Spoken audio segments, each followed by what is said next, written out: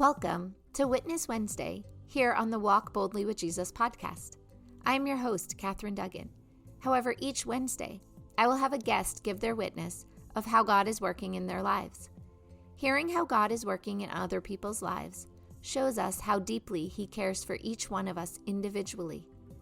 Listening to these experiences will help your faith grow. I am so blessed to be able to share these with you. Let's get started. The witness I'm sharing with you today is from the book Chicken Soup of the Soul, a book of miracles, 101 true stories of healing, faith, divine intervention, and answered prayers.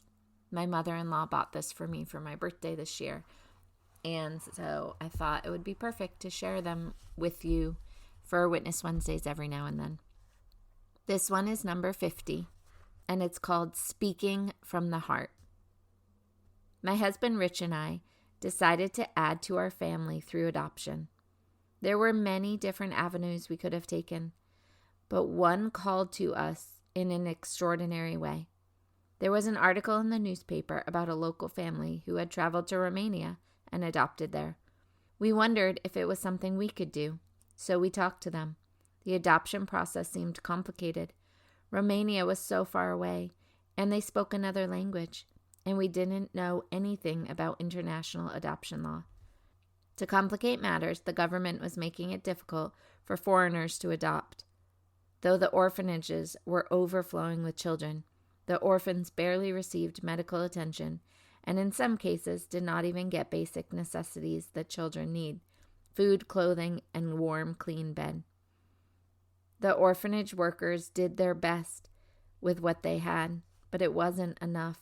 The children were suffering. It was a simple decision to fly halfway across the world to the country I knew little about. It was easy because I was doing the right thing. I left for Romania without my husband. We both couldn't afford to take time off from work. I hated to leave him, and I'll never forget how lonely I was as the plane taxied off the runway. On the long flight, I worried about what I would find once I got there. I had never been to another country, and I was afraid I would struggle with the language barrier, especially since I'm hearing impaired and rely heavily on reading lips. I hired Dragos, a translator, thinking that would be helpful, but it was still a challenge for me. He spoke broken English, and I could barely read his lips to understand him. I had to concentrate intently on every word he spoke, and I always made him repeat everything and talk more slowly. He was unbelievably patient with my hearing disability. Days turned into weeks, and they all seemed to blend together until I found Adela, or rather she found me. Before I could mother this beautiful child, I first had to complete a ton of paperwork. I had to cut through red tape and jump through numerous hoops to get appointments at the U.S. Embassy, meet with social workers, and translate some of the documents into the Romanian language and others into English. It seemed to take forever, and I was worried that something would go wrong, but everything fell magically into place. When the day arrived to finally meet with Rada, Adela's birth mother, I was a nervous wreck. I would be receiving my daughter. Excited, scared, and relieved, I couldn't wait to finally hold Adela in my arms again. I felt a total acceptance that Adela's birth mother thought I was special enough to care for and love her baby forever. Dragos stood off to the side so I could focus on the most precious moment of my life, accepting Adela, my new daughter. Time seemed to stand still when I looked at Rada, and she looked at me. My heart thumped practically right out of my chest. I wondered how I could tell her that everything would be all right. She only spoke Romanian, and I only knew English. At that moment, she touched my arm, and I felt my heart begin to melt. She gently placed Adela in my arms, and I accepted my baby with an outpouring of love. She felt so warm and soft. I placed my hand on Adela's head, and Rada placed her hand over mine. She licked her dry lips and spoke to me in a hushed tone. "You will be able to care for her. I cannot. I am so young," she said. "We'll love her and protect her with all our hearts." Please don't worry, I said, even though I knew she would. I won't worry because I see in your eyes how much you love her already, and I know you will give her a good home. Tears welled in my eyes and rolled uncontrollably down my face. You have given me the gift of life, love, and a chance to be a mom again. I sniffled, and she couldn't contain her tears either.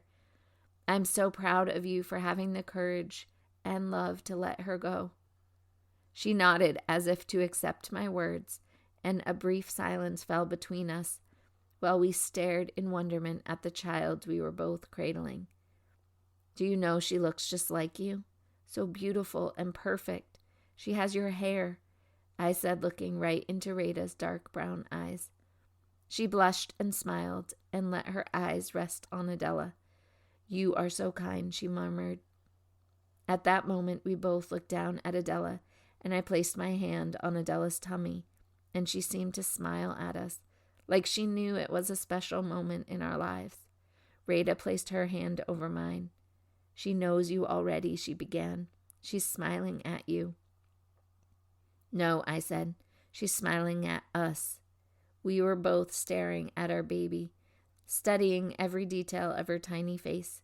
I knew Rada was burning the image into her memory. It would comfort her through many years. I felt Rada's hand slowly slip off, and she quietly walked away. I knew these would be the hardest steps she would ever take. Watching her leave was surreal and is etched in my memory forever. Dragos rested his hand on my shoulder and peered into the tightly wrapped bundle in my arms. I think you've been holding back on me, he said with a lilt in his voice. I glanced up at him and read his lips. I don't understand. Why did you hire me as a translator? He didn't give me a chance to respond. I watched you with Rada.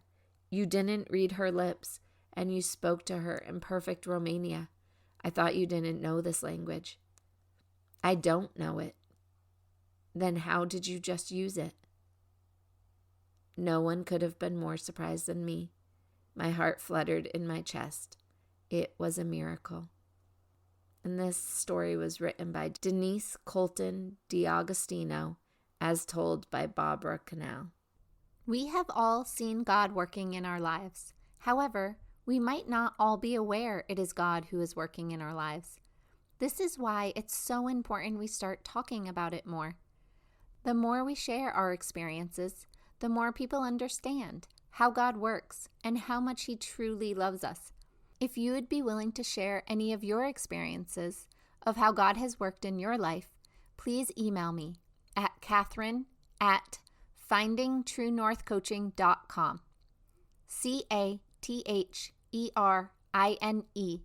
at findingtruenorthcoaching.com. Or you can click on the link below. It won't take up much of your time, and your story could be just the story someone needs to hear today. Please prayerfully consider sharing your story. Everyone has one, and the world needs to hear them. I look forward to spending time with you again tomorrow. Remember, Jesus loves you, and so do I. I will have another witness for you next Wednesday. Have a blessed day.